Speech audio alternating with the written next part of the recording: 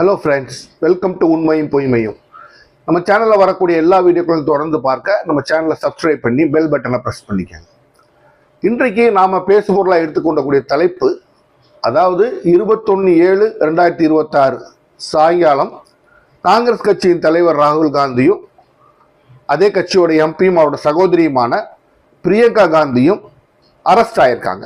சரி, எதற்கு அரெஸ்ட் ஆனாங்க அப்படிங்கிறத நம்ம பார்க்கணும் இல்லையா? உங்க எல்லாத்துக்கும் நம்ம போன வீடியோ போட்டிருந்தோம்.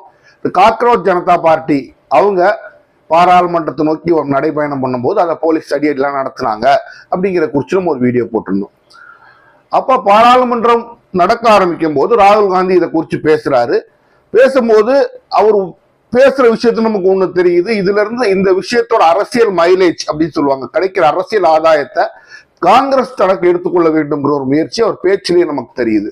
அவர் என்ன சொல்றாரு, இவங்கெல்லாம் அந்த பிரச்சனையை பண்றதுக்கு முன்னாடி ஒவ்வொரு வருஷமும் நீட் தேர்வுக்கு உள்ள பிரச்சனை கொஸ்டின் லீக் ஆகும்போது நாங்க தான் முன்னாள் எதிர்த்து போராடணும், நாங்க தான் பல வருஷமா போராடிட்டு இருக்கோம் அப்படின்னு அவர் காங்கிரஸை இந்த போராட்டத்துல முன்னிலைப்படுத்தி இதற்கு காரணம் நாங்க தான், இதுல ஏதாவது நல்லது நடந்தால் அதுக்கு காரணம் நாங்க தான் காங்கிரஸை முன்னிலைப்படுத்தி அதை அரசியல் மயப்படுத்துறாரு. அப்ப இது காலையில பாராளுமன்றத்தில் அவர் பேசும்போது பேசுறாரு. அப்போ இதுல நமக்கு என்ன தெரியுது அப்படின்னா, இந்த போராட்டம் ஒரு இம்பாக்ட், ஒரு தாக்கத்தை ஏற்படுத்திருக்குங்கிறது தெரியுது. தாக்கத்தை ஏற்படுத்த போய் தான் அவர்கள் அரசியல் ஆதாயத்தை எடுக்க ராகுல் காந்தியும் முயற்சி பண்றாரு நமக்கு தெரியுது.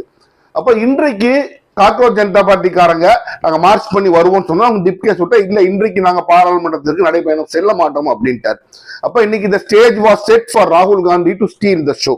அதாவது இன்று ராகுல் காந்தி எல்லா மீடியாவோட அட்டென்ஷனையும் தாம்பக்க வரவழைக்கிறதுக்கு கரெக்டா எல்லா விஷயமும் ஏற்பாடு செய்யப்பட்டிருந்தது. அதை அவர் நல்ல ஸ்கோர் பண்ணி பாராளுமன்றத்தில் பேசிட்டு போயிட்டாரு. அப்ப பேசும்போது ஒரு இன்னொரு வார்த்தை சொல்றாரு, இதுவரைக்கும் இளைஞர்களுக்கு எதிரான இப்படி ஒரு பிரதம மந்திரி இந்தியா கண்டதில்லை, இளைஞர்களுக்கு முற்றிலுமான ஒரு எதிரியாக பிரதமர் மந்திரி நரேந்திர மோடி இருக்கிறார்னு சொல்லி ஒரு பேச்சு சொல்றாரு. சொல்லும் போது இதுக்குள்ள சரியான விடைகள் சொல்லவில்லை. இளைஞர்கள் போராட்டங்கள் வெடிக்குது, தர்மேந்திர பிரதான் பதவி வழங்க மாட்டேங்கிறார், நீ அவங்க சரியா பார்த்து கூட பேச மாட்டேங்கிறீங்கன்னு பல குற்றச்சாட்டுகளை நரேந்திர மோடி கவர்மெண்ட் மேல வைக்கிறாரு. அப்ப நம்ம ஒரு விஷயம் புரிஞ்சுக்கணும், காக்ரோச் ஜனதா பார்ட்டிங்கிற அந்த கட்சி தான் இந்த விஷயத்தை பெரிய லெவல்ல கொண்டு வந்து, அதாவது நீட் பேப்பர் லீக்கேஜ் அந்த விஷயமா தர்மேந்திர பிரதான் பதவி விலகணும் பெரிய லெவல்ல கொண்டு வந்து போராடுறாங்க. அதுல சோனம் வாங்சுக் இணைஞ்சு உண்ணாவிரதம் இருக்கிறாரு.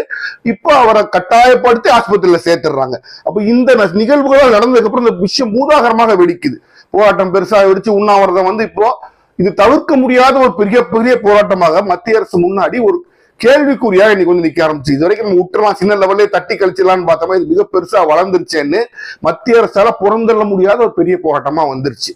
அப்போ ஒரு பெரிய போராட்டம் வரும்போது அவங்களால அதை டீல் பண்ண முடியலங்கிற ஒரு நிதர்சனமான உண்மை. அதை தவறுதலா அவங்க போலீஸ் வச்சு லத்தி சார்ஜ் எல்லாம் பண்ணி அது விஷயத்தை இன்னும் பெருசாக்கி விட்டாங்க. அப்போ ராகுல் காந்தி அதுக்குள்ள மைலேஜ் எடுக்கிறாரு. யாருமே இப்படி இளைஞர்களை லத்தி சார்ஜ் பண்ணி மண்டையெல்லாம் உடைக்கிறது கிடையாது, நீங்க தான் பண்ணிருக்கீங்கன்னு அது தன்னோட அரசியல் மைலேஜ் எடுக்கிறாரு.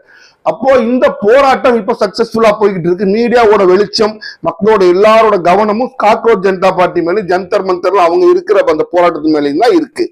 அப்போ இது அரசியல் மயப்படுத்தாமல் இது ஒரு நியாயத்திற்கான போராட்டமாக நடந்து கொண்டிருக்கும் போது அந்த வெளிச்சம், மீடியாவோட வெளிச்சமும் மக்களோட வெளிச்சமும் இப்போதைக்கு வரைக்கும் அந்த காக்ரோச் ஜனதா பார்ட்டி மேலதான் இருக்கு. ஆனா இன்றைக்கு சாயங்காலம் காங்கிரஸ் எம்பிக்களும் ராகுல் காந்தி பிரியங்கா காந்தி எல்லாம் சேர்ந்து என்ன சொல்றாங்க, நாங்க பிரதம மந்திரி வீட்டு வரைக்கும் நாங்க மார்ச் போறோம், எதிர்த்து அவர் வீட்டுக்கு போய் முற்றுகை பண்ண போறோம் அப்படின்னு சொல்லி கிளம்புறாங்க. இப்போ பாதி வெளியில அவங்கள மறிச்சு அங்க தள்ளுமுள்ளாகி காங்கிரஸ் எம்பிக்கள் அரெஸ்ட் ஆகுறாங்க, ராகுல் காந்தி அரெஸ்ட் ஆகிறார், பிரியங்கா காந்தி அரெஸ்ட் ஆகிறார். இது அரெஸ்ட் நாளைக்கால விட்டு பெரிய விஷயங்கள் கிடையாது. அப்படி அரெஸ்ட் ஆகும்போது ராகுல் காந்திக்கு மூஞ்சிலேயே முக்குலோ அடிபட்டு ரத்தம் வருது, ரத்த கையெல்லாம் வந்துச்சு அப்படின்னு சொல்றாங்க. அப்ப இந்த விஷயத்த பாருங்க, இட் இஸ் பீங் ஹைஜாக்ட் அப்படின்னு சொல்லுவாங்க ஆங்கிலத்துல. ஒரு விஷயத்த அந்த திசை, அந்த வெளிச்சம் சிஜேபி மேல இருந்த அந்த வெளிச்சத்தை எடுத்து இப்ப காங்கிரஸ் தான் பக்கம் திருப்பிக்குச்சுங்கிறதா இது ஒரு அரசியல் நிதர்சனமான உண்மை. நம்ம ஒரு பக்கம் ராகுல் காந்தி எதிர்கட்சி தலைவரா அதை செய்யறாருன்னா அவர் செஞ்சுதான் ஆகணும். இந்த போராட்டத்தை செய்தது நான் தவறுன்னு சொல்லவில்லை. எப்படி செய்யணும், அவங்களுக்கு சப்போர்ட் பண்ணி அவங்களோட போய் உட்கார்ந்து அந்த மேடையில் இருந்து அவங்களை ஆதரிக்கணும், அல்லது பக்கத்துல இருந்து ஆதரிக்கணுமே தவிர கம்ப்ளீட் அங்க இருந்து ஷிஃப்ட் பண்ணி புதுசா ஒரு களத்தை அவர் கிரியேட் பண்றாங்க. நீங்க நல்லா புரிஞ்சுக்கணும். இன்னைக்கு அகிலேஷ் யாதவும் 21/7 அரெஸ்ட் ஆனதா சொல்றாங்க. அப்போ இது புது அரசியல் களமா இதை கொண்டு வந்துட்டாங்க. அரசியல் போராட்டமா ஒரு மக்கள் போராட்டம் அரசியல் போராட்டம் மாறும்போது என்ன நடக்கும்னா, குடுக்கல் வாங்கல்களுக்கு அந்த சமரசங்களுக்கும் அந்த விஷயங்கள் உடன்படுறோம். இப்போ அந்த கஷ்டப்பட்டு இந்த போராட்டத்தை எடுத்து முன்னால் நடத்தி கொண்டு போயிட்டு இருந்த சாட்வா ஜனதா பார்ட்டி கையில இருந்து தன்னுடைய கைக்கு எடுக்கிறதுக்கு காங்கிரஸோட முயற்சியா தான் நான் இதை பாக்குறேன். அப்படி ஒரு கட்சி அரசியல் கட்சி நினைக்கிறது சரியா தவறாங்கிற கொஸ்டினுக்குள்ள போல அரசியல் கட்சி அரசியல் ஆதாயங்களுக்காகத்தான் அரசியல் கட்சிகள் நடத்துறாங்க. எல்லாரும் அப்படித்தான் இருப்பாங்க. அப்ப நேற்று வரைக்கும் இந்த போராட்டத்தை பத்தி நான் பேசவே வேண்டாம் பாராளுமன்றத்துல சொல்லிக்கிட்டு இருந்த ராகுல் காந்தியும் காங்கிரசும் இன்றைக்கு இந்த விஷயத்துல அப்படியே பல்ட்டி அடிச்சு எல்லா எதிர்கட்சியும் இன்சிஸ்ட் பண்ணோன்னா நான் தான் முன்னாள் இந்த போராட்டத்துக்கு சப்போர்ட் பண்ற மாதிரி பேசி இன்றைக்கு ஈவினிங் அவங்க மார்ச்சும் பண்ணி அரெஸ்ட் ஆறாங்க. அப்போ எந்த ஒரு அரசியல் கட்சியும் ஒரு விஷயத்தை தன்னால் அரசியல் ஆதாயமாக ஆக்க முடியும் என்று ஆக்கத்தான் செய்யும். அந்த முயற்சி தான் காங்கிரஸும் பண்றாங்க. இது தவறு அப்படின்னு நான் சொல்ல மாட்டேன். ஆனா இதுல ஒரு விளைவு என்ன நடக்கலாம் அப்படின்னு பாத்தீங்கன்னா அந்த உண்மையான போராட்டத்திலிருந்து அந்த வெளிச்சம் இவர்கள் மேல மாறிச்சுன்னா அந்த போராட்டம் ஃபெயிலியர் ஆகுள்ள ஒரு வாய்ப்பு இருக்கு. ஏன்னா இது ஒரு அரசியல் கட்சி, மக்கள் போராட்டம் கிடையாது. அப்ப ராகுல் காந்தி சரியான முறையில் செய்யணும்னா என்ன செஞ்சிருக்கும், நாளைக்கோ நாளானிக்கோ போய் அந்த உட்கார்ந்து ஆதரவு சொல்லி அவங்க அப்படி பண்ணியிருந்திருக்கும். இப்ப தனியா அரெஸ்ட் பண்ணும்போது அந்த அட்டென்ஷனை அவர் தாங்க பக்கம் திருப்பணும் அப்படின்னு பாக்குறாரு. இது என்ன எண்ணத்திற்காக அவர் பார்க்கிறார், நல்லெண்ணம் இருக்கின்றா இல்லையான்னு எனக்கு நிச்சயமா தெரியல.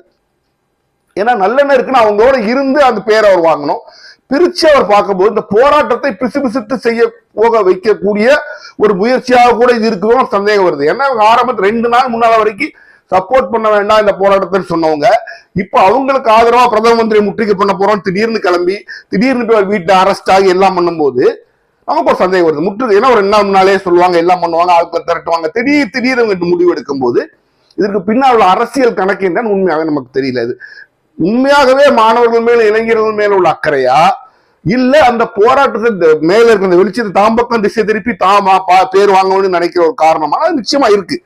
இல்லை என்றால் இந்த போராட்டத்தை பிசுபிசுத்து போக செய்ய வேண்டும். நம்ம பக்கத்துல அட்டென்ஷன் எடுத்து 2-3 நாள் நம்ம டாம் போட்டோம்னா அங்க இருந்து டைவர்ஷன் திரும்பிடும். அதுக்கப்புறம் நம்ம பக்கம் அட்டென்ஷன் வந்துடும், அந்த போராட்டம் பிசுபிசுத்து போயிடும் நினைக்கிறாங்களா அப்படின்னு தெரியல.